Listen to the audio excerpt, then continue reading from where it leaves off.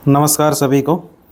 आज हम बात करेंगे रिंगवर्म इन्फेक्शन की। फंगल इन्फेक्शन भी बोल देते हैं जिसको, इसको टीनिया भी बोल देते हैं, ट्राइकोफाइटोसिस भी बोलते हैं। यह जो फंगल इन्फेक्शन है एक प्रकार का त्वचा का रोग है। इसमें गुलाबी रंग के चकते वो बन जाते हैं और यह इसके अंदर जलन सी होती है। प्रदाहिक रोग है, एक प्रकार से शरीर के अंदर जलन सी होगी जिस एरिया में ये हो जाता है। और होता कहाँ पर है? ये सिर में हो जाता है, दाढ़ी में हो जाता है, हाथ पैर में नाखून है उनमें हो जाता है, जांघों की त्वचा है वहाँ पर हो जाता है। तो ये रिंगवर्म इन्फेक्शन है। इसके कारण क्या है? मुख्य कारण मुख्यतः यह ट्राइकोफाइटोन फंगस के कारण होता है। इसीलिए जो ये ट्राइकोफाइटोन है इसीलिए इसको ट्राइकोफाइटोसिस भी बोलते हैं। ये होता क्यों है? जब हम भली भांति सफाई का ध्यान रख पाएँ तो जो ये फंगस है वो जल्दी बढ़ती है। यह एक प्रकार का छूत का रोग है, इसलिए किसी रोगी के संपर्क में आने से भी हो जाता है। नियमित जो लोग स्नान नहीं करते उनको भी हो जाता है। पसीना आकर के मैल इकट्ठा हो जाता है तो वहाँ पर फंगस और मैल रोग उत्पन्न करने में विशेष सहायक होते हैं। यह रोग है वो कई प्रकार का होता है और कई फफूंदी द्वारा, कई फंगस है उसके द्वारा होता है। जो हमारा ये गर्म और आर्द्र वायु होती है, नमी होती है, वहाँ पर कुपोषण, अस्वास्थ्यकर रहन सहन, जहाँ का रहन सहन अच्छा नहीं है, स्वस्थ नहीं है, तो वो लोग बहुत जल्दी इस रोग के संपर्क में आने से, इसकी संपर्क में आते हैं तो इस रोग की और ज़्यादा संभावना बढ़ जाती है। यह शरीर के जिस भाग में होता है इसी के अनुसार उसको अलग अलग नामों से जाना जाता है। जो शुगर के पेशेंट हैं या मोटे व्यक्ति हैं उनमें यह रोग अधिक होता है। जो लोग भीगे हुए अंडरवियर पहन लेते हैं या शरीर के ऐसे भागों में जहाँ पर हर समय कपड़े से ढके रहते हैं वहाँ पर भी होता है। नमी रहती है जहाँ पर, वहाँ पर यह रोग अधिक होता है। इस रोग के लक्षण क्या दिखाई देंगे? सबसे पहले त्वचा पर कुछ छोटे छोटे दाने होते हैं जिनमें थोड़ा द्रव भी होता है। दाने के ऊपर पपड़ी जमती है और इनके चारों ओर नए नए दाने निकलकर एक रिंग सा बन जाता है। रिंग बाहर की ओर उभरी हुई होती है और यह शरीर के किसी एक भाग या अनेक स्थान पर भी हो सकती है।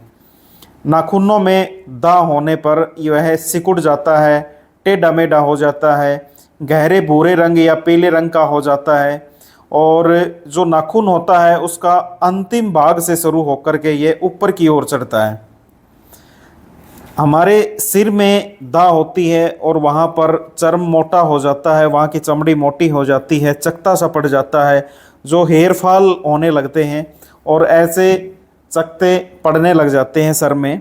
हाथ पैर और तलवों पर भी ये दाग हैं उसके निशान दिखाई देने लगते हैं।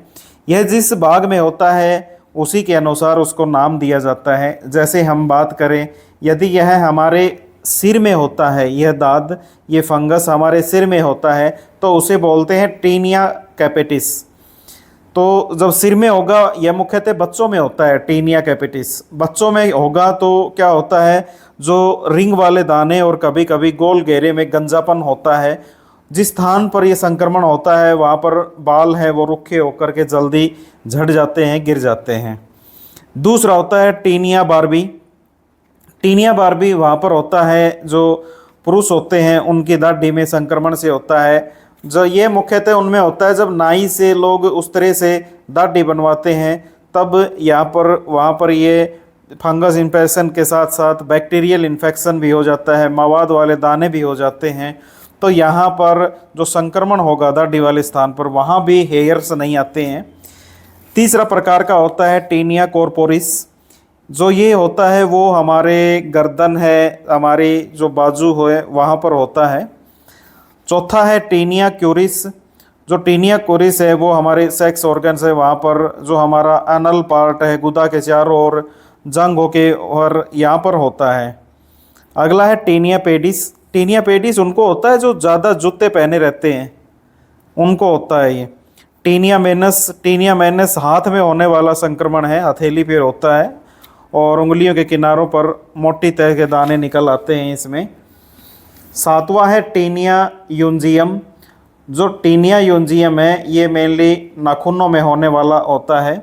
इसमें नाखून है वो सफ़ेद पड़ जाते हैं, टेढ़े मेढ़े हो जाते हैं, जल्दी टूटने लगते हैं और जो नाखून है उसके चारों ओर की त्वचा है वो मोटी हो जाती है। तो जो ये फंगल इन्फेक्शन है इसके लिए हम क्या घरेलू आयुर्वेदिक योग हैं वो ले सकते हैं।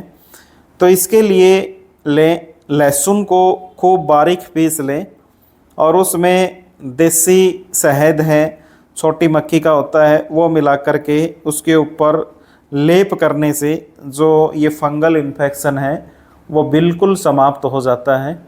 इसके अलावा जो कमल होता है उसकी जड़ है, उस जड़ को पानी में घिस करके और जो उसका लेप है वो भी त्वचा पर लगाने से फंगल इन्फेक्शन है समाप्त होता है। क्या इसमें हम ट्रीटमेंट चिकित्सा की बात करें तो इसमें हम गंधक लें, सुहागा लें, कपूर लें, भीमसेनी कपूर और चंदन, इन चारों को समान मात्रा में मिला करके ये पाउडर है वो वहाँ पर लगाएं।